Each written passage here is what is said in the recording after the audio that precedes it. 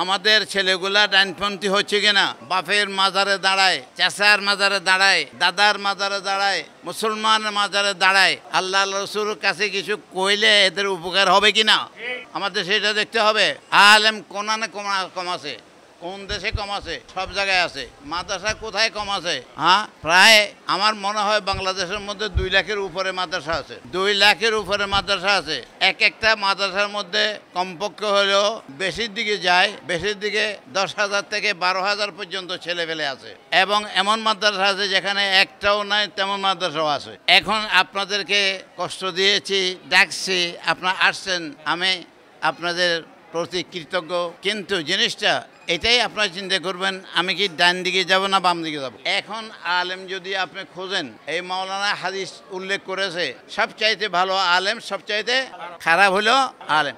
শয়তান কোনো বড় ছোট আলেম না, শয়তান এত বড় আবেদ, আসমান জমিনের সব জায়গায় সে সজদা করেছে, লক্ষ লক্ষ বছর সে ইবাদত করেছে। এলেমের মধ্যে সে ফেরেশতাদের প্রফেসর, এত বড়, তার জায়গা কোথায়? তার জায়গা কোথায়?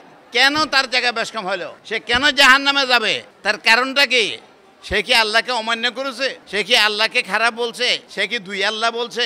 কোরআনে পাক সূরা হাসর ধরেন, সে বলছে ইন্নী আখাফুল্লাহ রব্বুল আলামিন, আমি আল্লাহকে, সারা জগতের প্রভু আল্লাহকে আমি ভয় করি আর তার ইবাদত করি।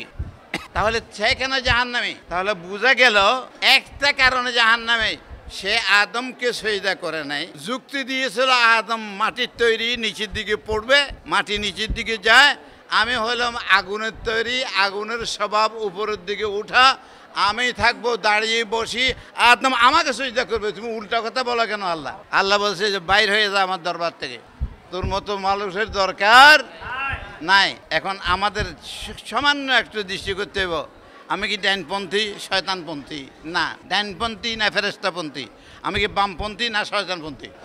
আমাদের ছেলে মেয়েগুলাকে আমরা ডাইনপন্থী বানাতে চাই না। আপনি পড়ান, স্কুলে কোনো মানা নাই, কলেজে পড়ান, মানা নাই।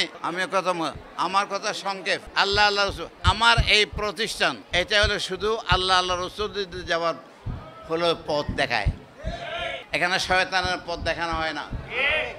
এখন শয়তানের পথ কেউ যদি বুঝাতে চাও, সেটাকেও এখানে গ্রহণ করা হয় না। কারোর সঙ্গে বিদ্বেষ নাই, কারোর সঙ্গে দুশ্মনী নাই, কারোর সঙ্গে শত্রুতা নাই। হিন্দু, বৌদ্ধ, খ্রিস্টান, মুসলমান সবাইকে আমরা আল্লাহর বান্দা হিসেবে জানি। কিন্তু যত যে আল্লাহর দিকে আর নবীর দিকে যায়, তার সম্মান তত বেশি বাড়ে। ইন্না আকরামাকুম ইনদাল্লাহি আতকাকুম, এটা হলো দেখি মূল কথা। এখন আমি আপনাদেরকে বলবো, আপনাদের ছেলে পেলে যেখানে আছে আপনারা এখানে দেবেন এবং লক্ষ্য রাখবেন। ছেলেটা দিয়ে যা চলে যাবেন, কী করেন না করেন, বাড়ি কী করেন না করে এটা দেখবেন না। আপনার তরবিয়তে, আপনার তার আন্ডারে আপনার ছেলে থাকতে হবে। যদি না থাকে, ছেলে মানুষ বুঝে না, তারা বিভিন্ন রকমের কাজে লিপ্ত হয়ে যায়, কুসঙ্গের মধ্যে যেন না পড়ে, ভালো মানুষের সঙ্গে যেন চলে।